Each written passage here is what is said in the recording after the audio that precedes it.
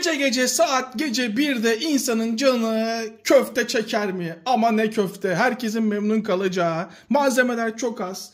Dana, döş, kıyma, patates. Tamamen isteğe göre bir patlıcan. Patlıcan sizin isteğinize göre. Patlıcanı hemen delikler açıp oyuna katıyorum. Bakın bir kez daha söylüyorum. İsteyen patlıcan kullanmayabilir. Tamamen sizin keyfinize göre. Ne kadar kıyma kullanıyorsanız onun 2 katı patates kullanıyorsunuz. Murat Kolbaşı, Ali Koç. Bu arada Murat Yıldız radarımıza girdi. Murat Yıldız gözümüz üstünde artık bundan sonra. Ali Koç, Murat Kolbaşı, Murat Yıldız.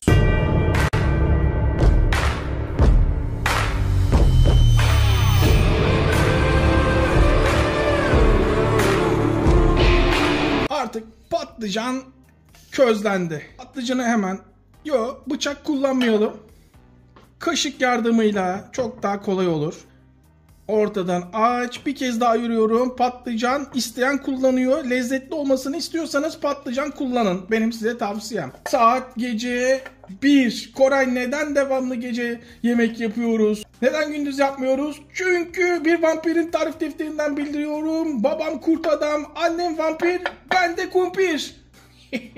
250 gram için bir patlıcan yeterli. Hemen patlıcanı kaliteli bir zeytinyağıyla kullanarak başlayalım. 1, 2, 3, 4 yemek kaşığı zeytinyağı. Bu arada zeytinyağımız bitmiş. Yenisini sipariş verelim. Rendenin en kalın tarafıyla, bu arada emektar rendemiz. Herkes ayağa kalksın saygı duruşuna. Bir dünya savaşı görmüş. 1. Dünya Savaşı'nda fedakarca savaşıp onlarca arkadaşını kaybedip vatan uğruna sessizliğini bozmadan yıllarca esir hayatı yaşamış vefakar, cefakar soğan.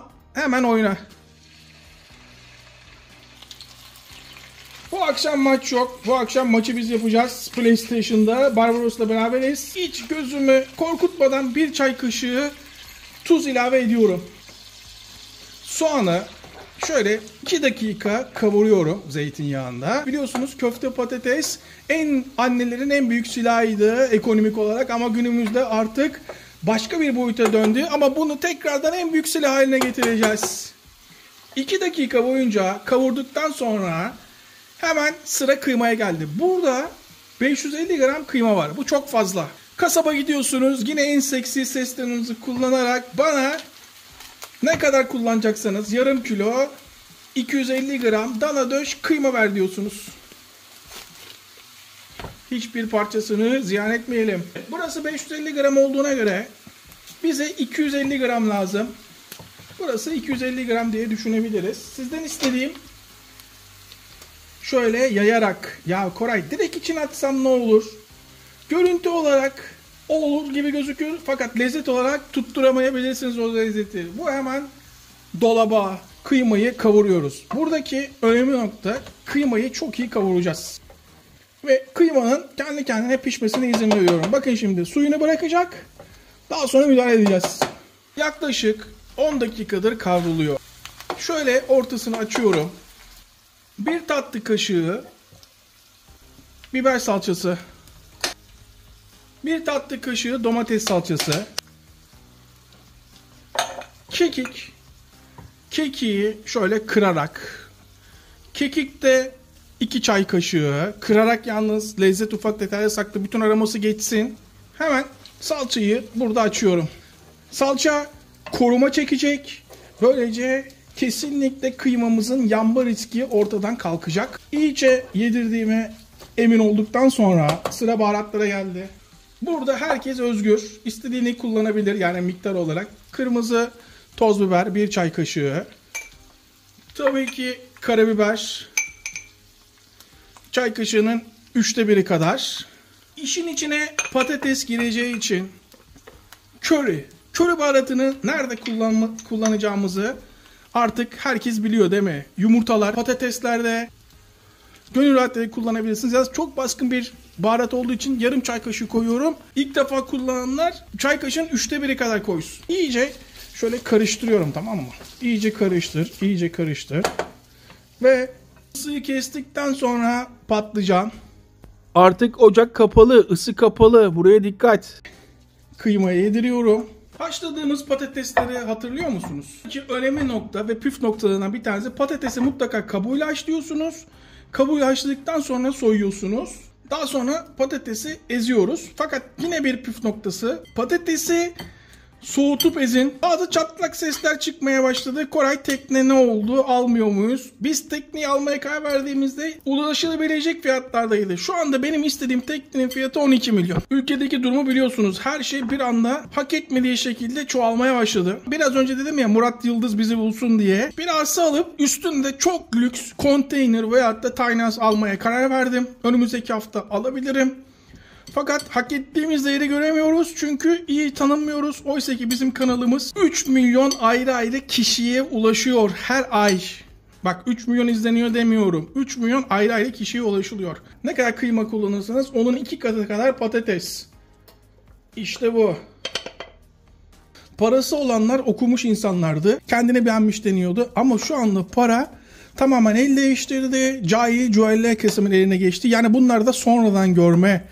En tehlikeli insanlar bunlar. Ticaret de bu insanların eline geçti. Mesela bir tane Kıbrıslı'dan bir darbe yedik ki inanamazsınız. Bu yaştan sonra kulağıma küpe oldu. Biz de hayat içinde sıkıntılar yaşıyoruz ve böyle insanları hayatımızdan çıkartıyoruz. Bu arada bir tadına bakalım. Tuzu eksik. Biraz daha tuz ilave ediyoruz. Patlıcan kullandığımız için galeta unu kullanıyoruz. 1 yemek kaşığı galeta unu, hatta 1,5 yapalım garanti olsun. 1,5 yemek kaşığı. Tekrar bakın nasıl kıvam alıyor, görüyor musunuz? 1 yemek kaşığı daha kullanıyorum.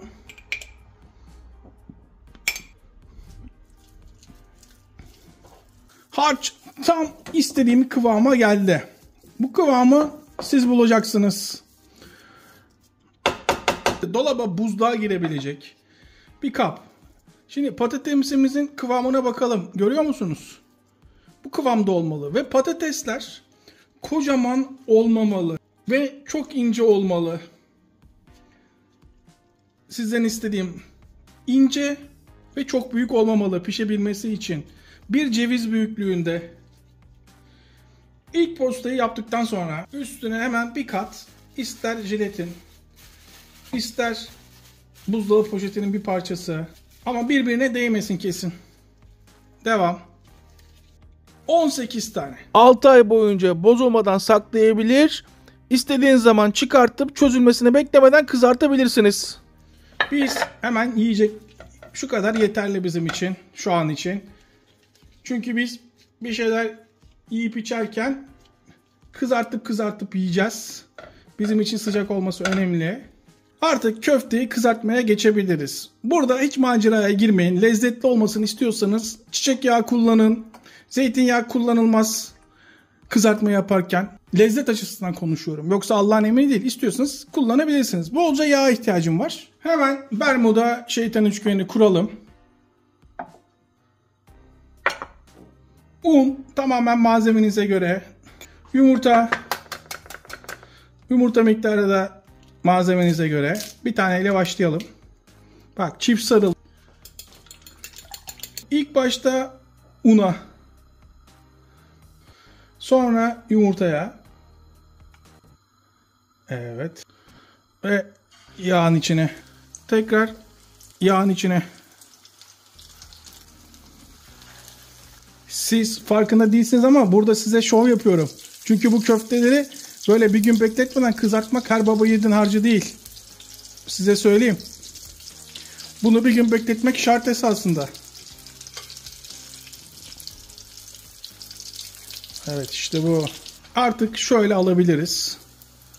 Yağını akıt ve böyle al. Kadın buducular, tutucular, buna bir şans deneyin.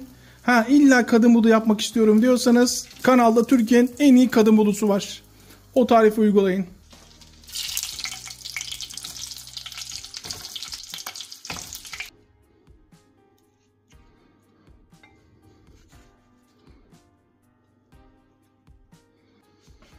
Biraz da maydanoz koyalım. Nasıl gözüküyor? Bana sorarsanız tablo gibi oldu. Michelangelo, Da Vinci, Picasso, ustanız geldi. Kalkın o ayağa. Ali Koç, kalk oğlum ayağa, kalk. Ya da yanıma gel, bu takımı kurtaralım. Bu nedir ya bu takımın hali? Çatal falan kullanmayalım.